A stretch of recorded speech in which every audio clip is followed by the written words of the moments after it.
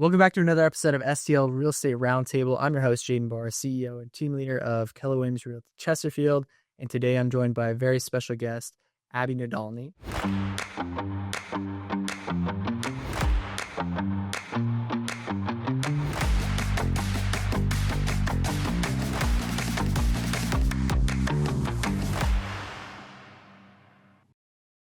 Thank you so much for taking time out of your busy day to hang out with me on the podcast. Let's jump right in. Yeah. What led you into a career in real estate?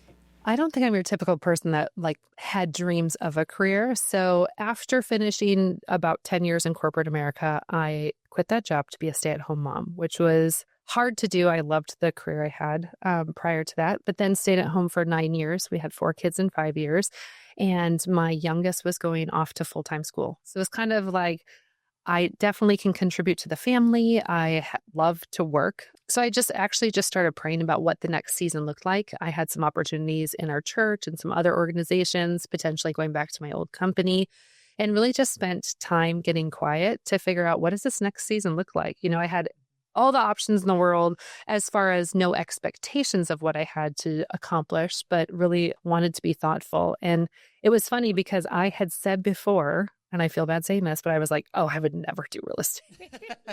I was like, no, thank you. Which is funny. We should never say that, right? The second we say I would never, oftentimes that's where we land. But various things led me there, and I just started exploring options. It was actually, I started taking the course. I don't remember what happened in life, but I had finished the first half, and then life happened. It got set aside, and it came down to 6 or 8 weeks left before the course expired. And I remember deciding I was going to dive back in and finish it before the deadline because I had already paid the money. I didn't want to have to start all over. And I remember saying to my husband halfway through, I don't think I want to do this. And he said, you've never not finished something you've started. I think you're going to regret if you don't at least finish it. You don't have to do real estate, but at least finish the course. And he said, you know how to reverse engineer, or you know how to manage a project. Just reverse engineer this, plan out your time, and just let us know whatever you need to get it done. And so I finished, and even then still didn't know. I didn't have big plans to go into real estate. My thought was, if I can add a little financially to our family, maybe go on a family trip here and there. I had said to someone, if I sell 3 to 4 houses a year, that'd be great. And I remember this person the person specifically had said, you might need to make it 4 to 6 just to cover your costs. And I was like, oh, okay, sounds good. I guess it's 4 to 6. Yeah. So that's how I got into it. I mean, there's a lot more story from there that we can talk about, but that's how I initially got into it. Okay, so take us on the journey from you get your license to kind of where you are today. 3,000-foot view. Yeah, that's 8 years worth of stories. Well, I will say getting started looked very different. Again, I didn't go in with a ton of ambition, high expectation. I wasn't meeting with people to figure out how to make a big career for myself. However, joining Keller Williams opened my eyes to a lot of possibility. And so as I started going into the office, I'm not a rule follower in every area of my life, but there are some that if leaders or people that I admire or have accomplished things, if they say to do it and I'm like, it seems like it worked for them and I'm interested in learning what they've learned, then I'll do it. And so when Keller Williams said, do X, Y, and Z, read this book, do this, I just started doing it thinking well, if I'm going to do this, I want to do it well. And so I started reading what we call the MREA, the Millionaire Real Estate Agent book. And I remember reading there things about your big why. So I started asking questions and exploring well, why am I going to do this? What could this look like for our family? And then I met with a productivity coach, and he said, tell me what a dream number would be that you want to make. And I said the number that everyone else says, which is $100,000. And then he was like, okay, again, reverse engineer, work backwards, bada boom, bada bing. This is how many phone calls a day you have to make. And I was like, what? I could do that. And so really it was just all these different layers, step by step of oh, maybe I could do that. Maybe I can do that. And it's funny because to me, it was still a hobby. And I got invited to go to, we have gatherings, family reunion, mega camp, those types of things. And the team leader in our office said, hey, I have someone you could share a room with, and I have an extra ticket to family reunion. If you can get yourself there, would you want to go? And I remember saying to my husband, I feel like this is kind of a decision to really do this. If I go to this event, it was a commitment financially for our family to pay for the airplane. I was leaving 4 kids at home for a couple of days, which I hadn't really done much of for at all. And it was kind of saying like, I'm all in. If this team leader is going to invest in me financially, I also felt not an obligation, but a sense of like, if I say yes, I want to know that I'm saying yes on purpose. And I remember my husband and I having a conversation that night, and he was like, well, I just don't want you to get to like a $5 million business and look back and say, how did I get here? And I remember specifically, I'm like, that would never happen. Like, that would never happen. I did sell $5 million my first year and 25 homes. So it was just one of those, like, I don't know that I ever expected this to be what it is. So yeah, it took off pretty quickly. That's amazing. And now you have built a team. Yeah. So from there, though, that first year in real estate, my background's in coaching and training. So I worked for a Fortune 500 company for a few years, almost 10 years doing that. And I heard about the productivity coaching role, and my eyes just got so big at like, this is such an amazing opportunity to help other people achieve their goals, which is so my heart. I mean, it still isn't building a team. It really is creating opportunities for other people. I love getting behind others, cheering them on, seeing them reach their potential, discovering things in themselves that they didn't even know they could accomplish. And so as some of the conversations started and there was an opportunity, I ended up stepping into that role for the Keller Williams office in St. Louis and loved it, actually. I thought it was great. We had a fantastic group of people. I watched them accomplish great things. One of the gals that was part of the productivity coaching program, I remember called me one day and she said, last year I closed 13 transactions. I currently have 13 pending. Thank you for not letting me quit, which was a huge sense of accomplishment, seeing what she was able to accomplish. So I went into that role for, I think it was right about 2 years, and really started to grow that team.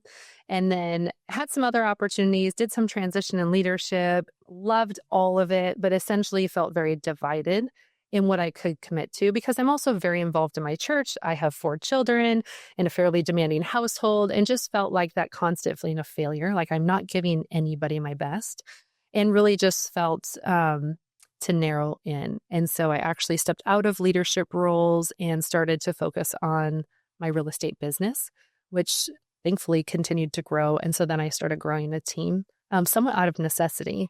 And so that's where we are today.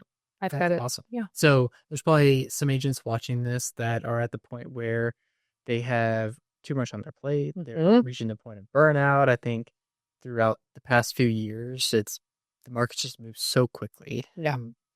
Agents kind of, they're looking up now, like What coming up for air, Yeah. right? Yeah. And they realize that their business has grown, but they have no leverage. They have no time to spend with their family, to be involved in the community, to do the things that they love to do. Yeah. So what has that process been like for you of managing that work-life balance and then also finding talent and keeping talent? Yeah, that's a great question. It was 2022, and I lost a listing because the husband, we went on a listing and the wife was there. She loved us. She was ready to sign. The husband was not there. And she had said like, oh, don't worry. I'll let him know how great you guys are. And then we found out actually they decided to go with someone else. And the reason was, and I, respectfully said, I wish you the best. Do you mind if I ask, what was it? Just so I can continue to grow and, be better at what I do, offer more service. And she said, actually, my husband couldn't find you anywhere online. Your company doesn't have a presence. And I thought, well, that will never happen again. And so end of 2022, going into 2023, I decided to take the big leap and really get professional branding, get a professional website. I hired a copywriter and really kind of decided to go from like my face on a sign and kind of put together in Canva to actually a professionally branded look that was very cohesive. And I remember January of 23, like, oh, we don't really have much business. There's not much going on. And I owe the second half of this website. I owe the second half of this copywriter. And I really remember taking a pause and prayerfully considering like, should I keep going? because I'm about to pay out of, I always keep a business savings 6 months at a time so that we're never in a bad position. But I was going to have to start paying bills out of our savings. And was this smart or was this irresponsible? And I really felt this sense of like, I'm building to the future. I'm going to do this. And so we paid the second half of all of the deposits, finished it. And 23 was really building the infrastructure of the team, of the company, really. So I had a coach that was fantastic and helped me really build out all of our systems, all of our processes. None of that is very sexy. It's not very fun. Yeah. It doesn't produce very much as you're building it. And 2023 was very much a building year. We only increased our productivity by 3 units, I think. We went from like 32 to 35. I brought in not an operations manager, but an executive assistant. Obviously, that's great leverage. And we started to continue to grow. And so 2023, we built 2024. Actually, sorry, 2022, we built 2023. We started to grow 2024. We almost doubled our business. And so it definitely was worth it. I think through that process, you mentioned hiring and retaining talent. The executive assistant I hired in 2021, I think it was, they all kind of blend together. Even I'm like, Right. are we really in 2025? I think I need like a whiteboard to write it down to make sure I'm accurate. If you fact check me, if you fact check me, it's not because I'm lying, it's because I can't keep it straight.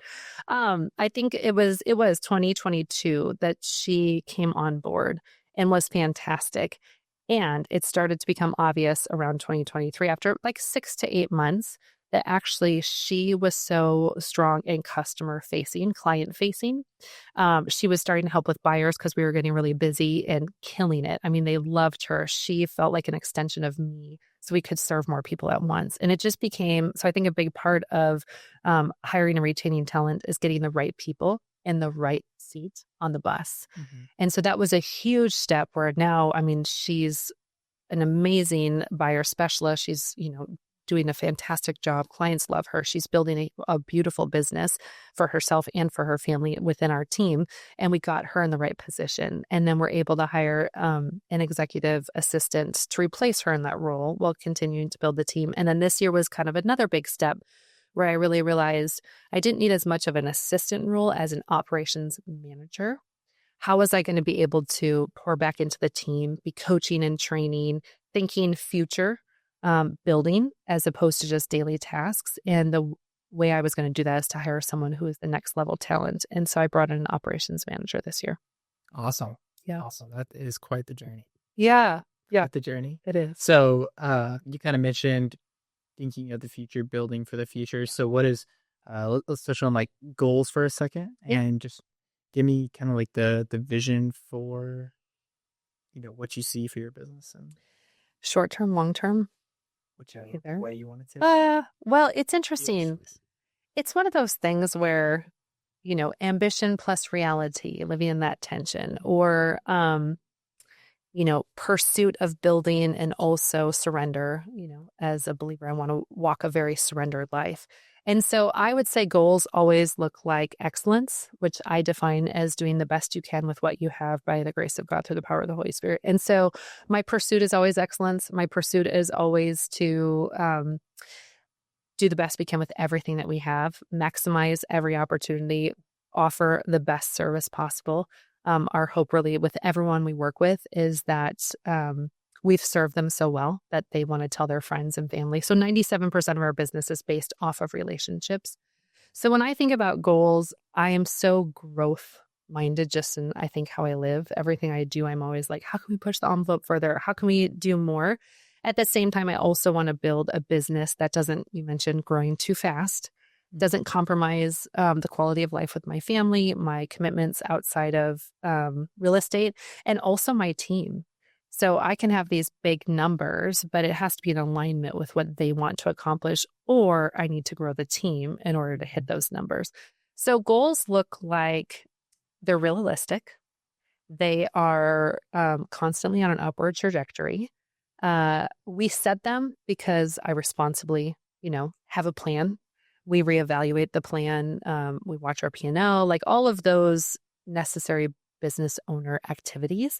And at the same time, I think I live very surrendered in that I don't ever want us to have a goal in mind that causes us to compromise anything. Does that make sense? Yeah. And I did set 2 years ago, I set the like, I want to hit 100. I feel like it was like the trendy thing to do. I've seen other agents do it. And I was like, I'm going to put it out there. We're going to do 100. And it was like 6 months into the year. And I was like, let's stop talking about it because we're not going to hit it. I do that. Yeah. Let's just maybe not do that. So, I mean, I think there's a huge opportunity in real estate. I think getting the right people in the right place, having the systems and processes, then is really just as we continue to grow, it's what other system do we need to hit the next level? What other person do we need in place to hit the next level? Like right now, I'm looking for a full-time buyer's agent. And we need that because we have more clients than we can all service. And so who can I create an opportunity for to hopefully really help change their world while inviting them into ours? Does that make sense? Yeah. Would you say that's the biggest challenge right now that you're kind of working through, or what? Yeah, I think so. There's a lot of talent out there, but I think it's talent in culture, which is really important. And I feel like we've built something really special that's very authentic to who each of us are on the team. We've really kept in mind the values that we've set and not compromised on those. And so I think it has to be someone who wants to fit within that framework, as there's a lot of great talent out there. I mean, there's lots of great agents for people to work with. Why do people work with us? Because they probably see something in us as far as our values, what we offer, the service that we offer. And I think that is what sets us apart. So yeah, it's one of those where, am I hitting the streets, door knocking, trying to find the perfect buyer's agent? No. At the same time, I'm always looking for talent. And I think I'll know when I find him or her. What would you say is, you mentioned being involved in leadership. Mhm. I think the leadership is You're very, very impactful, yeah. right? And we need leaders, Yeah. right? So what would you say is kind of the biggest lesson in leadership, or just give me your thoughts on leadership? Yeah. in general? No, it's great. I actually recognized after stepping out of leadership roles, specifically at Keller Williams, obviously I was still leading my team and still in leadership in other areas, but I suddenly woke up and realized I think I'm not having conversations with people who think bigger than I am. I haven't been in a room that I'm intimidated to be in a long time. And that was often what was happening. In leadership, you get invited to these meetings and events and people come into town, and I often was like sitting quietly, just observing and learning. And I realized that I did not have that.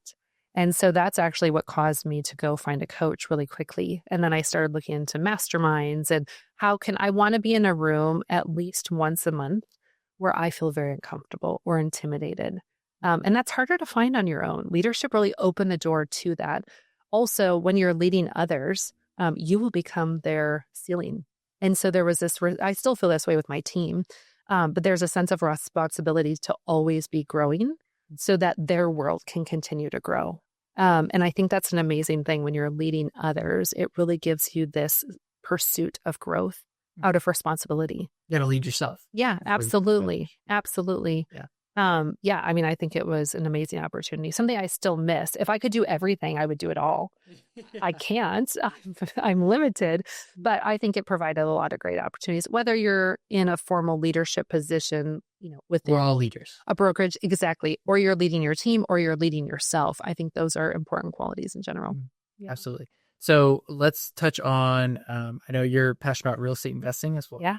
So maybe let's talk about that, because I think the sad reality is that there's so many agents out there that have great real estate businesses, but they don't actually invest in real estate, which is crazy because it's like any other industry that's considered insider trading and it's illegal. But Here we're invited to. here we're like, we have access to everything. Yes. And Wonderful. very few agents actually take advantage of the possibility of investing in real estate and building wealth and setting up legacies for their families. So touch on that and kind of what's your approach to real estate investing. Yeah.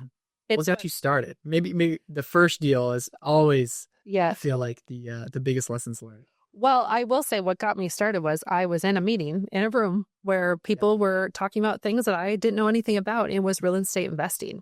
And someone said, if you are a realtor and you're not investing, you're missing out. And I was like, really? I'm not investing. I'm not going to admit that to anybody right now because everyone seems to agree with it. And so we then actually broke to lunch. I was in a lunch line. So I just started asking people around me. I was like, oh, do you invest? And they were like, yeah. I'm like, oh, like, do you have a few houses? And someone was like, oh, I have 11. The next person was like, oh, I have 6 or 8. Someone in line had like 32. Their goal was to have 50 by 50. And it was suddenly like, oh, this is legit. I'm missing an opportunity. I am very ambitious and I run quickly with ideas. I am married to someone who is much more logical and methodical, and which is a great combination. He slows me down and probably prevents a lot of mistakes or regret. But I will say from that first conversation to our first purchase was almost 3 years. Okay. And just the encouragement of, you know what, if it takes you some time, that's okay. But through that 3 years, we were reading books, we were asking questions, we were going to networking events. I'm like at networking events with people who are, you know, doing high level flips and buy and holds and investing. And I'm like, yeah, someday we're going to do that. We're just going to learn everything in the process.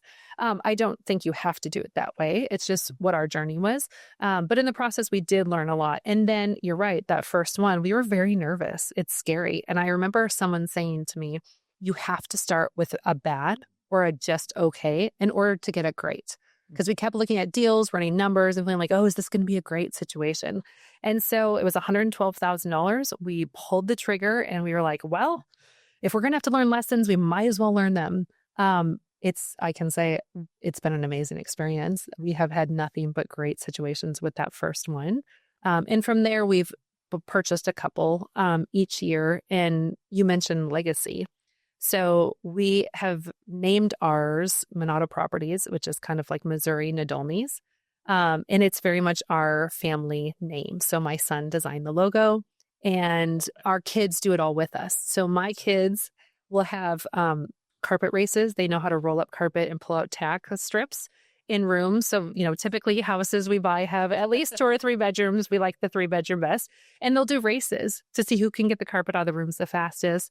My daughter and I have cleaned out nasty, moldy refrigerators together. My sons have scraped tar from a roof. Like they've learned all these amazing skills and they're now 11 to 16, but we started about 4 years ago.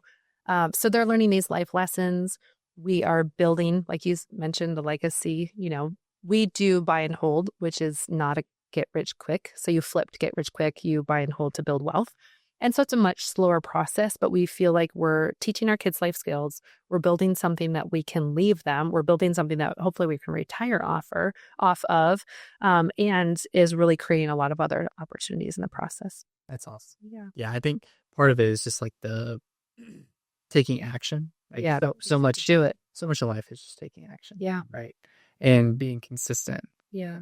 Having a plan. Right. Yeah. Working the plan. Yes. Right. Yes.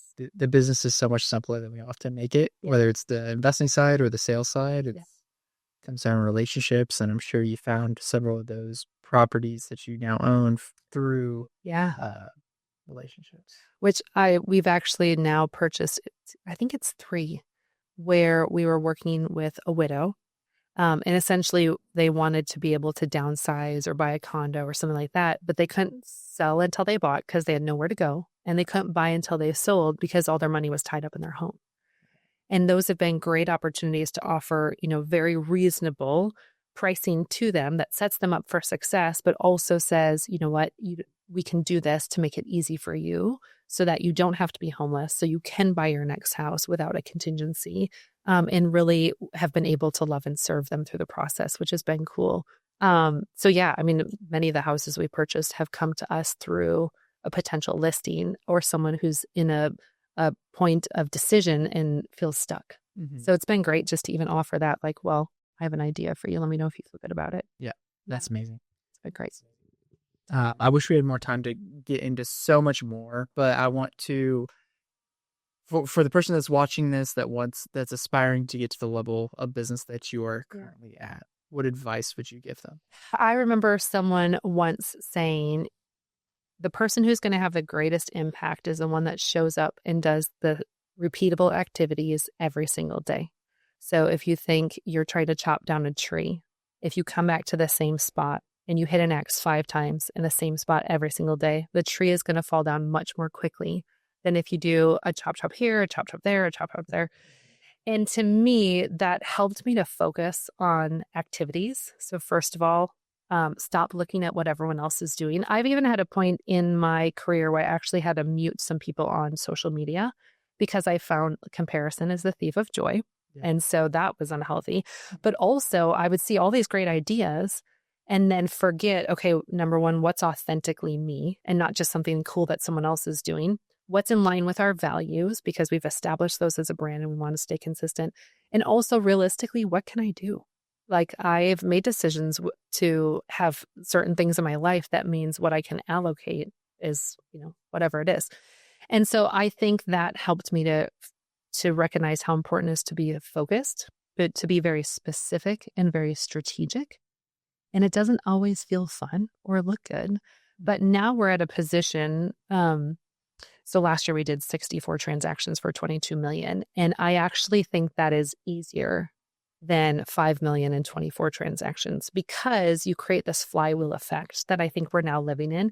We have we have 17 listings right now. And so we have enough signs and yards that people are seeing us. So now we're picking up unrepresented buyers. We're picking up other sellers in the neighborhood. We're working with enough people that people are referring us to friends and family. And so we've got enough systems and processes in place that we're able to offer clients events and things like that. And so if you can grind through the hard beginning and stick with consistency and stay very focused on what works for you, I think you can get to this effect where actually the business continues to feed itself while you get to focus on what started the business to begin with. Does that make sense? Yeah, absolutely. And I think there's the cool thing about real estate is that it's very simple.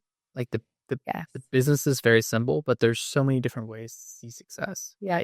You talked about, the idea of lead generation and doing something consistently day after day. Yeah. Like some agents that for them, that's cold calling. Some agents, it's door knocking. Some agents, it's holding awesome client events. Some agents, it's getting involved in the community. Other agents, it's calling their database or texting their database or sending DMs on social media. It's like there's a different for everybody. Different things to go about it. It's just like find what works for you. And it changes over time. I did when I first started, I door knocked my neighborhood with my son in the red stroller while I would feed him as many goldfish as he would eat to stay sitting as I knocked on my whole neighborhood and basically brought like construction paper notes to them because I had no money, I had time, and I had a child. So that's what we did to get started. And now lead generation looks totally different than it did then. But I think you have to figure out what works for you right now and trust that as you change, it can change as well. 100%. You mentioned several times how important faith is to you. And, we've had several conversations prior to this, but just talk to me about ways you've leaned on the Lord, the ways that, you've come back to your identity is in Christ. It's not in how many houses you sell or, anything that you're doing business related. Like, talk to me about that. Makes me teary-eyed. It makes me teary-eyed because I think I just feel so grateful, I think I feel so grateful to have an impact on people's lives. I think that real estate can be such a scary thing for people. You have to have so much trust in the person that you're working with. So I feel privileged to advocate for people. Faith has had, it's who I am. It's how I live. You know what I mean? It's not something I compartmentalize. Someone recently asked me how I lead at church versus how I lead in the professional environment. And I was like, well, it's the same because it's who I am. I lead as a servant leader. I'm prayerful and I want to care for the people that I am working with, no matter where that is. So faith has been everything from like prayerfully considering to even start this. Honestly, I check in regularly with the Lord. Like, I don't want to ever build my kingdom. I don't ever want to have ambitions that cause me to not listen or be willing to surrender. And so for me, it's a regular thing of like, my desire is to get to the end of my life and hear, well done, good and faithful servant. I don't want to build a life of dead works that are just pointless. And I also want to use everything that God's given me. I don't want to hold anything back. And so I think faith it's constant. It's every day. I start my mornings with a cup of coffee, of course, because that is a must, and my Bible, and getting quiet before I jump into all the activities. And truly, I think I can show up better as a leader. I can show up better for my family. We can show up better for our clients, because I'm not coming from a place of needing anything from anybody. I'm not coming from a place of, I could have someone be upset and I can be okay because I have that firm foundation, that identity in Jesus. And so I think it permeates everything. It helps us. So we have our team meeting and we start with gratitude. It helps change your perspective when you recognize just coming from a place of feeling so grateful for this life that God's given us. So, yeah. That's awesome. Thank you so much for sharing. Hey, thanks for asking. Last question here as we wrap up. So I ask this on every episode. What is the most impactful book or podcast that you've read or listened to? I could go on forever, but there is a book that I recommend to a lot of people because I think there's such power in curiosity. There is power in asking great questions. And oftentimes, really, what separates a good leader from a great leader is their their ability to unlock things within people. I read this study where a gal had, people do this exercise, and it would be like me and you sitting together and someone sharing a 90-second scenario or situation they went through. Traumatic experience in life, a celebration, whatever it is. And all we can do is ask questions. Our perspective is, I feel like I'm interrogating. I feel like I'm being so nosy. Our natural ability is we want to share our experiences or we want to empathize or sympathize. However, when this study interviewed the person who shared the story and who was being asked the questions, their response was, I felt so loved. I felt so seen, so cared for, so known. They took time. And so there is a book by John Maxwell called Good Leaders Ask Great Questions that teaches the power of unlocking things within people through the power of questions. And so I recommend it no matter whether you're in real estate, ministry, any type of business. I think that you will find greater connection with the people that you work with and help people to experience more of an abundant life by learning how to ask great questions. That's awesome. Thank you so much for sharing. Thank you for spending time with the podcast today. So fun. And we'll catch everybody on the next episode. Sounds great.